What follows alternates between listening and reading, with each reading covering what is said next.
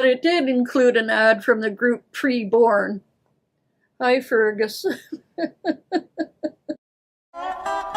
get to see the maple trees, maple sugar on the maple leaves. We got the biggest wheat fields growing tall. In Canada, where we see the reversing falls. In Canada, we get to see them all. Well, after Aaron O'Toole, Mr. Wonderful, made his unwanted presence known, the latest to come out is disgraced addle-brained psychopop psychologist and Pipsqueak Pierre Poilievre held a mutual admiration society meeting, a slickly produced propaganda proliferating populist pitch to the cult of the Petersons as presumptive future PM of Canada. Oh, hell no! If you don't know who Pierre Poilievre is, you could be forgiven, though he's doing his best to go to great lengths and sinking to new lows to get noticed outside of the House of Commons, where he's known as Pipsqueak or Skippy to House members. After replacing Aaron O'Toole as Conservative Party leader, he took advantage of the outrageous Freedom Convoy, trucker siege of Canada, where he welcomed the anarchists and shamelessly took selfies with the convoy participants as a cheap publicity stunt. I was out at an overpass as the truckers went by, and what I saw were cheerful, patriotic, optimistic Canadians. I've been out meeting with the truckers and the other protesters, and I have found nothing but honest, hardworking, decent people, the kinds of folks who give you the shirt off their back. And like most conservative politicians, he doesn't give specifics on his policies. He just plays up the prairie populism, a sentiment that the federal government cares more for urban Quebec and Ontario than the rest of the country. He's driven entirely by electoral politics in the vein of Reagan-Thatcher-era conservatism, but he doesn't have any real-life experiences or perspectives of a business person, a social worker, a teacher, or even a lawyer.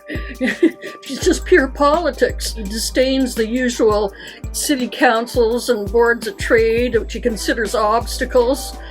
The same way he treats union leaders when he's trying to get those union votes.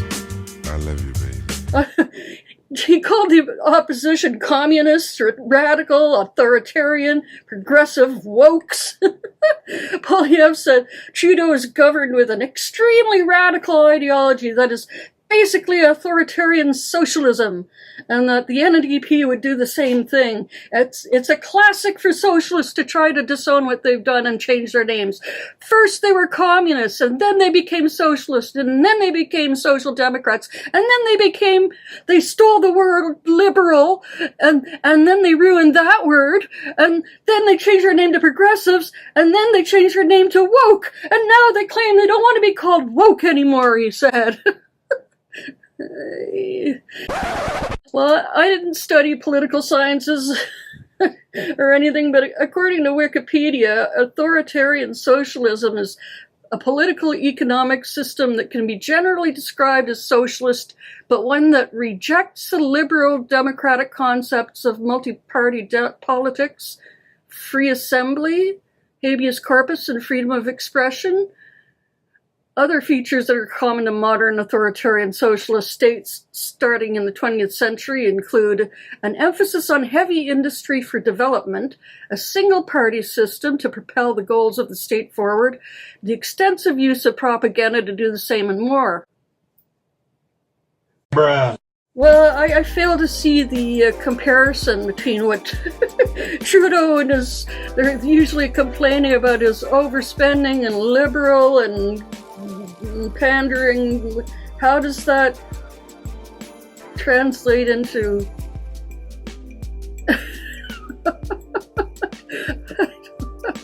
and we have a multi-party politics. In fact, the Trudeau government is a coalition government. Well, maybe not anymore, since the NDP has kind of said they're going to call for a referendum, and well, who knows what the Bloc Québécois will do. They're currently making noises about an independence referendum too. More on that later. Greenland too. Anyway, it seems to me that Pierre Poilievre's the one doing all the propagandizing and fear-mongering with his buzzwords and slogans. He says the housing crisis is an entirely political problem because the country has such a large land mass. It should be dirt cheap because we have the most dirt. We just need to get the government out of the way, he said. So, what are the reasons most of Canada is empty? Well, half of the country is covered by what's known as the Canadian Shield, which is a layer of exposed rock with soil not suitable for farming. And due to this arrangement, having a huge settlement in this region of the country was not sustainable, because without the ability to produce food, populations weren't able to thrive. That's why majority of the Canadian population lives near the border with the USA. Hey, Pierre. Pipsqueak. Skippy. Hey, Skippy. Today's housing crisis extends beyond unaffordable homes and supply shortages. It's rooted in a deeply financialized housing system that idealizes home ownership and treats homes as financial assets instead of social goods. In 2017, the National Housing Strategy, or NHS, focused on increasing rental supply, providing rent assistance, and reducing homelessness. The 2019 National Housing Strategy Act established access to adequate housing as a human right. Canada's housing plan aims to create 3.87 million homes by 2031, while recognizing tenants' rights for the first time, protecting tenure security. I've had many friends who were rent-evicted. Pierre Poilievre would expedite housing or else, threatening that cities would have to increase the number of homes built by 15% each year, and local governments that fail to meet that target would see their federal grants withheld at a commensurate rate. A city that increases the number of homes built by only 10% would lose 5% of its federal funding, and if they built more, they would get a building bonus, he said. This program's not very different from the government's existing Housing Accelerator Fund, except that Ottawa isn't proposing to withhold funds from municipalities that are slow to approve housing. The Liberal plan is designed to reward cities that build more homes faster by clearing roadblocks to construction. Local governments must apply for funding. They don't just get money automatically. Pierre Poilievre threatens to impose what he calls a NIMBY penalty on municipalities that block housing because of egregious complaints from residents that ascribe to the not in my backyard or NIMBY philosophy. Housing Minister Sean Fraser said that the government has little to learn from Poilievre on the issue of housing, since some of the opposition leaders' proposed policies are already being pursued by Ottawa. Let's not pretend we're playing behind the Conservatives who are finally starting to talk about the things we've been campaigning on actively for the last 2 election cycles. He says he'll pursue a Canada First agenda, saying he would focus on problems facing Canadian families instead of tackling issues on the global scale. People are sick and tired of grandiosity, he said, rejecting this horrendous utopian wokeism that serves egotistical personalities on top instead of common people. Yeah, like MAGA, like... You sound a lot like MAGA. DEI, wokies, and we're not interested in the world's ethno-cultural conflict. He praises multiculturalism, but says that people who come to Canada need to leave their baggage back in their home countries. Most people come here to get away from those things, so by getting back to a common sense of values and identity and reminding people that when they get here, they are Canadian first, Canada first. Leave the hyphens. We don't need to be a hyphenated society. And to put aside race, this obsession with race that wokeism has reinserted.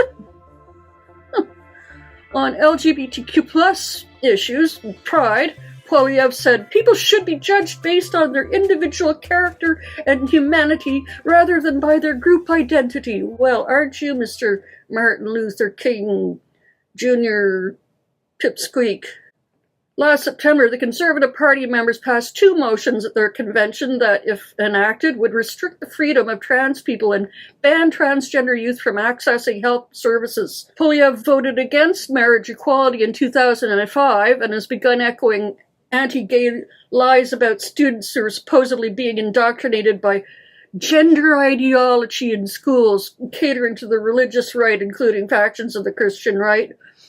And 3 provinces currently, Alberta, Saskatchewan, and New Brunswick, have already enacted anti-trans legislation that forces teachers to out gender-diverse children to potentially unsupportive parents. On the economy, Poilievre says, we're going to cut back on bureaucracy, cut the consultants, cut foreign aid, cut back on corporate welfare to large corporations. We're going to use the savings to bring down the deficit and taxes and unleash the free enterprise system, slashing regulation for mega projects to cause a massive resource boom in our country, and generating enough electricity to power data centers, which could lead to reduced protections for key sections like finance and telecommunications. He says we're going to bring back a monetary discipline to bring down inflation and to stop money printing, arguing that because Parliament does not vote on whether to print money, the inflation is adopted secretly. The Bank of Canada pushed back on the claim, saying that purchasing bonds so people could weather the COVID-19 pandemic lowered interest rates. It didn't involve printing cash. He mirrors the MAGA message that described America as a failed nation, saying that Canada's broken and promises to bring back better days with common sense, calling for change centered on his Bring It Home slogan. This promises to lower the cost of living, make housing more affordable, and increase incomes, as well as boosting defense spending, are easier said than done. Canada, as well as most G20 nations, has been facing an incredibly complex future. Common sense implies that there are simple fixes to big problems such as high interest rates, inflation, an aging population, slower long-term growth, less globalization, more geopolitical conflict, and nothing stands out about Poilievre's economic plan, no improvement over their party's 1980s free trade deal, and his government would mostly just be accelerating the implementation of policies that the Liberals are slow to act on. He chided the energy sector for going along with liberal policies such as on the environment.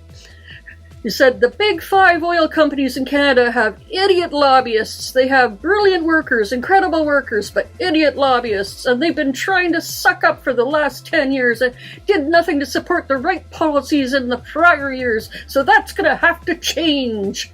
Claiming you could increase the Canadian exports to the U.S. and strike a great deal with Trump. And he plans to speed up approvals for oil refineries, liquefied natural gas plants, nuclear facilities, and hydropower, as well as growing its electricity surplus with the U.S., helping to run the data centers that are essential to the booming artificial intelligence sector. The last thing he should want to do is block the underpriced Canadian energy from ongoing into his marketplace. In fact, what I would encourage him to do is to approve the Keystone XL pipeline. There's a lot of threats our children, grandchildren, great-grandchildren are going to face. This is the only truly existential threat. It's the existential threat. If we don't meet the requirements that we're looking at, we're in real trouble. Your work has never been more important than it is today. Together, we've made a lot of progress so far, but we got to finish the job. Over the past 2 years, 1/3 of Americans have been personally affected by extreme weather events. 1/3. Folks, this is what climate change looks like. Only it looks worse if we don't do something now. Biden blocked the Keystone XL project in 2021 after Trump approved it, after Obama blocked it, Biden blocking the permit ended more than a decade of controversy over the pipeline and was a big win for environmentalists who argued that the project threatened the environment and would only worsen the climate crisis. It was also a big win for the indigenous peoples who would have lost water and fishing. And Poilievre said that he would promote nuclear power as a chief means of fighting climate change. He would also unleash Western Canada's potential as a major exporter of liquefied natural gas, LNG, and fast-track new mine approvals. If he were to become Prime Minister, we would once again be an international pariah on climate, like we were in 2009 at the COP15 in Denmark. And we would have more in common with Saudi Arabia, Russia, and Azerbaijan than with European countries and China. There would also be national security and environmental implications as the Northwest Passage becomes more open to Russian and Chinese shipping. He talked about some kind of crime crackdown. He pledged the biggest crackdown on crime in Canadian history. A massive crackdown. Massive.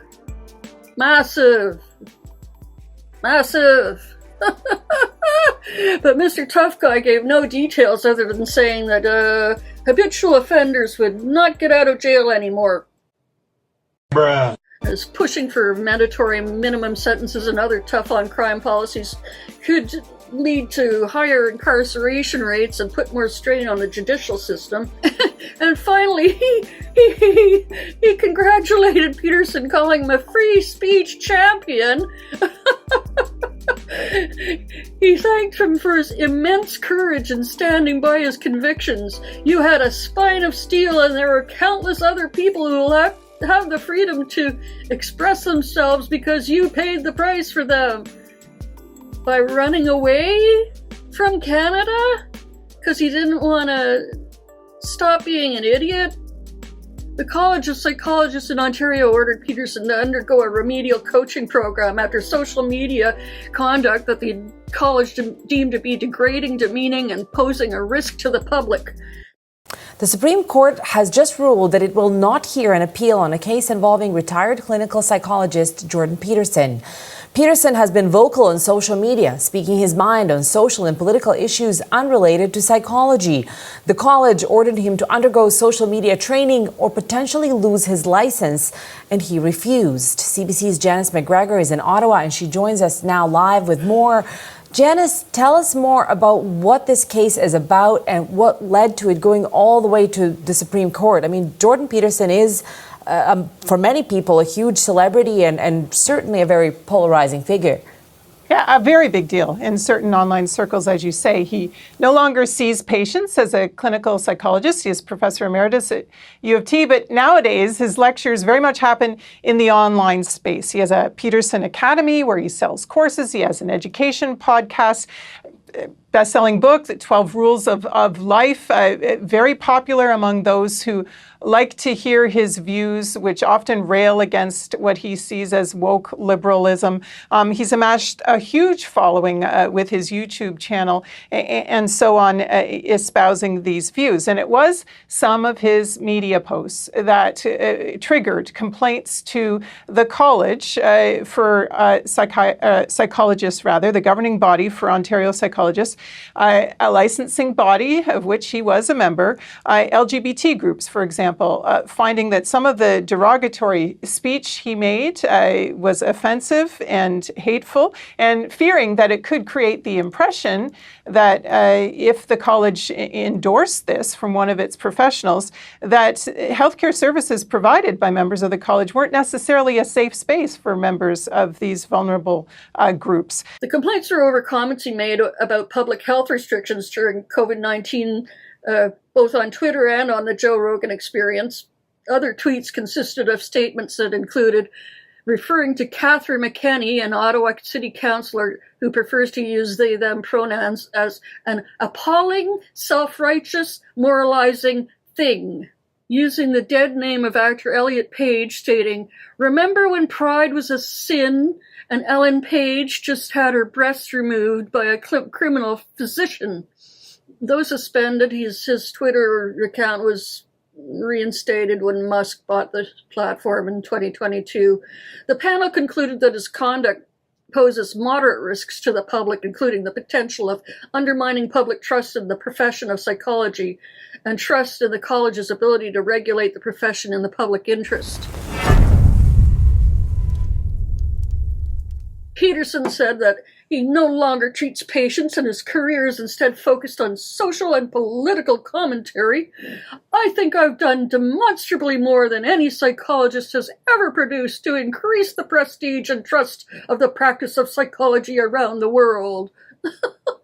Give me a break. Meanwhile, at the peak of his popularity around 2018, when his book, The 12 Rules for Life, An Antidote to Chaos, came out, Peterson seemed to disappear from the public view without any explanation until his daughter came out and explained that he was struggling with an addiction to benzodiazepines prescribed to him after a violent reaction to a strict meat and greens diet. And that seemed to bring the symptoms to a pretty rapid halt. When they work, benzodiazepines are like a magic pill that give people reprieve from anxiety, depression, panic attacks, insomnia, and more. But unbeknownst to Peterson, within a few weeks of taking them, his body was already forming a devastating dependency on the drugs. A dependency that would almost ruin him. Until when his wife was diagnosed with likely terminal breast cancer, he began to increase his dose and kept asking his doctor for more and higher doses, and not realizing that it wasn't working, or that it wasn't working well enough for him. He overdosed and gave himself a backwards reaction in which he couldn't sleep. He couldn't. He was getting benzodiazepine withdrawal. He was not doing it right. Let's just put it that way. I've taken benzodiazepines and I've gone through the withdrawal myself. It ain't pretty, but you don't just get this way by accident. And he's supposed to be a clinical psychologist prescribing stuff like that. State spiraling downward until a radical treatment option provides a glimmer of hope. In May, with his anxiety levels through the roof and Tammy's health in further decline, Peterson now seeks help from a local psychiatrist for his depression and anxiety, still unaware it's the benzos making him sick. This psychiatrist recommends an alternative treatment using the psychedelic drug ketamine. We're talking about clinics offering ketamine. It's a hallucinogen known to many people as a party drug, but after more than 20 years of research, some clinics are now using ketamine in combination with psychotherapy to treat a variety of mental health conditions. There are skeptics with concerns, but patients we spoke to say it has changed, even saved their lives. Excited by the possibility of a quick cure, Peterson books in 2 90-minute trip sessions for the same week. But to prepare, he makes another shocking mistake. So I had to stop taking benzodiazepines entirely to take the ketamine. Oh, yeah.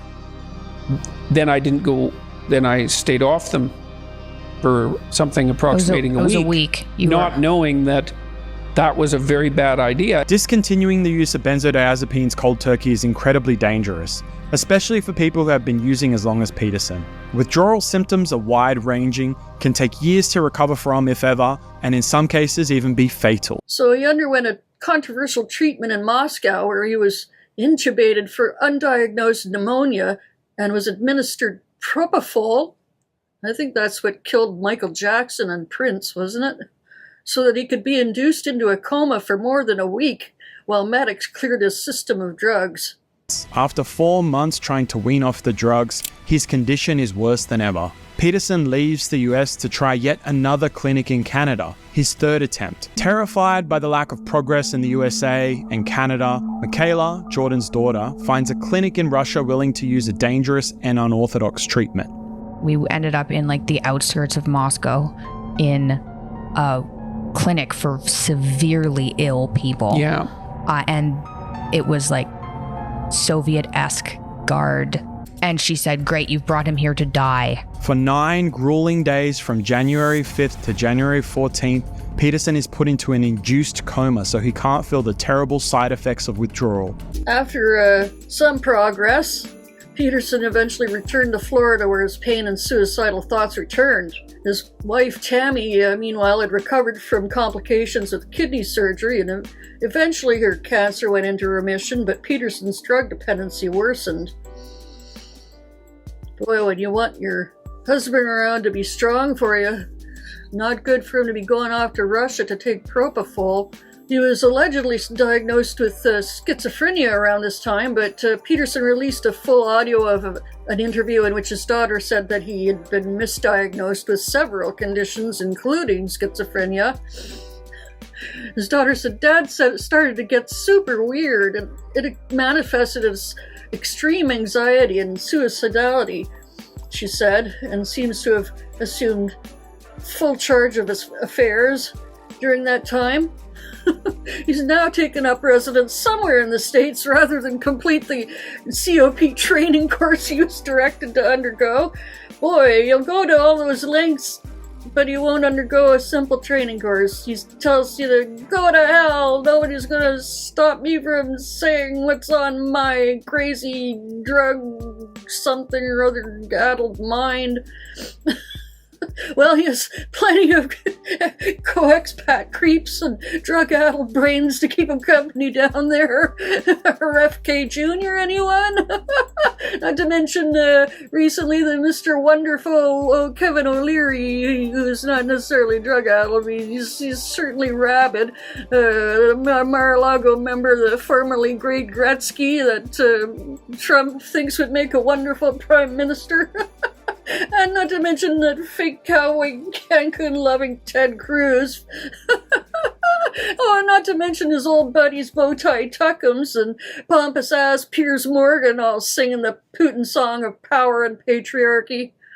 Jordan Peterson has called his big essay on the war in Ukraine the Civil War in the West, which sounds like an extravagant hot take which no one has yet thought of. And it actually is, because it is a 50-minute long delusional groanings of a man whose knowledge on the topic is based on 20 hours of watching the Russian television. Most probably during the treatment of the aftermath of benzodiazepine addiction, for which Dr. Peterson has chosen Russia, which is apparently his #1 destination for getting healthcare.